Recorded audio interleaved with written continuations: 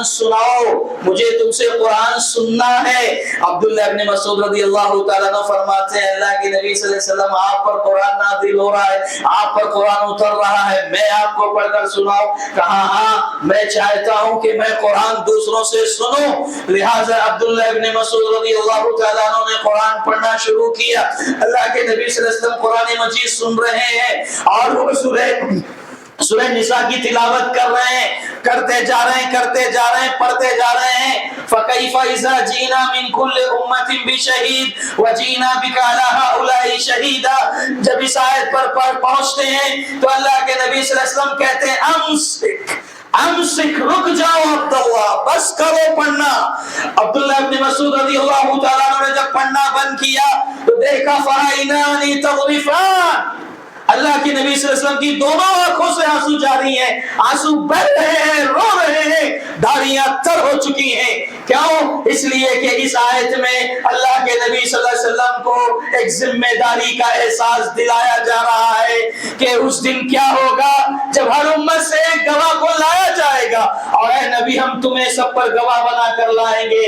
علماء نے لکھا ہے یا تو یہ احساس ذمہ داری کی وجہ سے رو رہے تھے یا خوشی کی وجہ سے رو رہے تھے، لیکن جمہور علماء نے یہ کہا ہے احساس ذمہ داری کا جو بوجھ تھا، جو غم تھا، جو رنج تھا، وہ ستا رہا تھا آپ کو، اس کی وجہ سے آپ کا رونا بڑھ گیا۔ تو کہنا یہ ہے کہ اللہ کے نبی محمد رسول اللہ صلی اللہ علیہ وسلم قرآن سنتے بھی تھے اور بلکہ قرآن سناتے بھی تھے۔ اللہ کی طرف سے آرڈر آیا تھا۔ ایک مرتبہ اللہ کے نبی محمد رسول اللہ صلی اللہ علیہ وسلم ابی ابن کعب رضی اللہ تعالیٰ عنہ سے کہتے ہیں اے ابی تم مجھے سورہ بینہ سناؤ، مجھے اللہ تعالیٰ نے اس کا حکم دیا ہے، تم سورہ بینہ سناؤ میں تم سے سنوں، یہ رب نے مجھے کہا ہے۔ ابی ابن کعب رضی اللہ تعالیٰ عنہ فرماتے ہیں کہتے ہیں اللہ کے نبی صلی اللہ علیہ وسلم کیا اللہ تعالیٰ نے میرا نام لیا ہے؟ کہا ہاں سماک اللہ تبارک و تعالیٰ نے تمہارا نام لیا ہے ابی۔ یہ سنتے ہی ابی رضی اللہ تعالیٰ عنہ کی آنکھیں نم ہو گئی، آنکھوں میں آنسو جاری ہو گئے کہ کتنا خوش نصیب ہے وہ انسان، یہ ابی اتنا خوش نصیب کہ رب ذوالجلال اپنے عرش سے بیٹھ کر اپنے عرش پر مستوی ہو کر اللہ تبارک و تعالیٰ اعلان کر رہا ہے کہ اے نبی ابی سے سورہ بینہ سنو۔ اللہ اکبر۔ میرے بھائیوں یہ بہت بڑی بات ہے۔ تو قرآن کا سننا اور سنانا اس مہینے میں اور کثرت سے ہونا چاہیے، اور ہم اور آپ یہاں رمضان کے مہینے میں جو قیام اللیل کرتے ہیں، تراویح کی نماز پڑھتے ہیں، ہمارے ائمہ پورا کا پورا قرآن پڑھتے ہیں پورے رمضان بھر، اور ہم سنتے ہیں سناتے ہیں، تو یاد رکھیے اس طرح سے سننا بھی قرآن مجید کا اجر کا کام ہے، ثواب کا کام ہے۔ میرے بھائیوں ایک بات اور بتا دوں، رہے معاملہ تو رہا قرآن مجید کا کہ اللہ کے نبی محمد رسول اللہ صلی اللہ علیہ وسلم قرآن سنتے تھے، سناتے تھے، حوصلہ افزائی بھی کیا کرتے تھے۔ جیسے کہ آپ کو پتا ہے ایک مرتبہ اللہ کے نبی صلی اللہ علیہ وسلم مدینے کی گلیوں سے گزر رہے تھے تو آپ نے دیکھا کہ ابو موسیٰ اشعری رضی اللہ تعالیٰ عنہ کا جب گھر آیا تو ابو موسیٰ اشعری قرآن کی تلاوت کر رہے تھے۔ اللہ کے نبی صلی اللہ علیہ وسلم وہاں رک گئے، ابو موسیٰ اشعری رضی اللہ تعالیٰ عنہ قرآن پڑھ رہے تھے۔ اللہ کے نبی صلی اللہ علیہ وسلم کو اچھا لگا تو آپ وہاں بہت دیر تک رکے، سنتے رہے، پھر آپ چلے گئے۔ دوسرے دن اللہ کے نبی صلی اللہ علیہ وسلم نے ابو موسیٰ اشعری کو بلایا، کہا ابو موسیٰ کل میں تمہارے گھر کے پاس سے گزر رہا تھا اور تم قرآن کی تلاوت کر رہے تھے، تمہارے گھر سے قرآن پڑھنے کی آواز آ رہی تھی اور بڑا میٹھا قرآن پڑھ رہے تھے، بہت اچھے انداز میں پڑھ رہے تھے، ایسا لگ رہا تھا قد اوتیت مزامیر من مزامیر آل داؤد، ایسا لگ رہا ہے کہ اللہ نے تمہیں آل داؤد کے سروں میں سے ایک سر عطا کر دیا ہے، تمہاری بڑی میٹھی آواز میں سنتا رہا بہت دیر تک، پھر وہاں سے چلا گیا۔ موسیٰ اشعری رضی اللہ تعالیٰ عنہ فرماتے ہیں اے اللہ کے نبی صلی اللہ علیہ وسلم اگر مجھے معلوم ہوتا کہ آپ وہاں کھڑے ہو کر قرآن سن رہے ہیں تو لحبرتک تحبیرا، कबीरा, तो मैं और अच्छे अंदाज में कुरान मजीद पढ़ने की कोशिश करता ताकि मैं और आपकी दुआएं ले सकूं। तो मेरे भाइयों, अल्लाह के नबी सल्लल्लाहु अलैहि वसल्लम हौसला अफजाई भी किया करते थे। तो आपको भी चाहिए, हमको भी चाहिए कि जो हमारे आइम्मा जो तरावी की नमाज पढ़ाते हैं, बड़ी मेहनत करते हैं, उनकी हौसला अफजाई होनी चाहिए। इसी तरीके से हमारे घर में अगर कोई बच्चा हिफ्ज़ कुरान कर रहा है, हाफिज़ कुरान बन रहा है, कुरान की तिलावत कर रहा है, कुरान पढ़ रहा है, तो बच्चों से कुरान सुनिए। घर में बच्चों को बुलाइए कि कुरान पढ़ो बेटा, हमें सुनाओ, सुनिए, हौसला अफजाई कीजिए। ये अल्लाह के नबी मोहम्मद रसूलुल्लाह सल्लल्लाहु अलैहि वसल्लम की सुन्नत है, नबी सल्लल्लाहु अलैहि वसल्लम का तरीका रहा है। बहरकैफ ये कुछ बातें मैं कुरान के हवाले से कहना चाह रहा था। और मेरे भाई, मैंने मुनासिब यही समझा है कि रमजान का महीना है, इस महीने में जो कुछ हमें करना है ज्यादा तौर पर, उसी की थोड़ी वजाहत मैं करना चाह रहा हूँ। अल्लाह ताला मुझे भी आप सबको भी तौफीक अता फरमाए। कुरान मजीद की तिलावत, कुरान सुनना सुनाना, इसके बाद जो एक बड़ा काम है इस महीने का, रोजा रखने के बाद, तिलावत कुरान के बाद, वो है क़यामुल लैल, तरावी की नमाज जो हम लोग पढ़ते हैं। हमने कल भी देखा, परसों भी देखा, 2 दिन गुजरे हैं। मैं समझता हूं कोई मस्जिद ऐसी नहीं होगी जो भरी ना हो। उसका पहला मंजिला है वो भी फुल, दूसरा मंजिला वो भी फुल। अभी बात हो रही थी कि यहाँ कुछ वजह से बहुत सारी खवातीन वापस चली गई, बहुत सारे लोगों को मस्जिदों में जगह नहीं मिली, पूरी मस्जिदें फुल। किस वक्त? इशा की नमाज में, क़यामुल लैल में।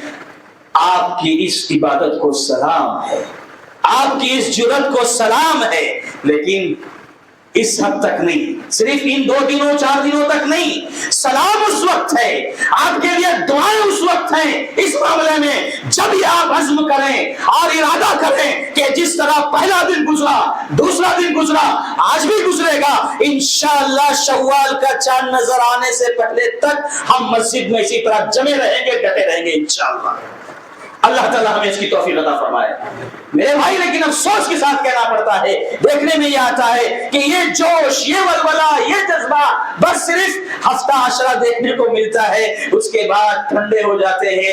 अल्लाह ताला हम सब की हिफाजत फरमाए। मेरे भाइयों, आइए मैं आपको बताता चलूं कि अल्लाह के नबी मोहम्मद रसूलुल्लाह सल्लल्लाहु अलैहि वसल्लम और सहाबाए किराम किस तरह जो है क़यामुल लैल करते थे, कैसी उनकी इबादतें थी। और एक बात ये बता दूं आगे बढ़ने से पहले, जो मैंने आपके सामने आयत पढ़ी है, अल्लाह तबारक व तआला ने कहा, या अय्युहन्नास उअबुदू रब्बकुमुल्लज़ी खलक़कुम, ऐ दुनिया के सारे इंसानों, अपने उस रब की इबादत करो जिसने तुम्हें पैदा किया।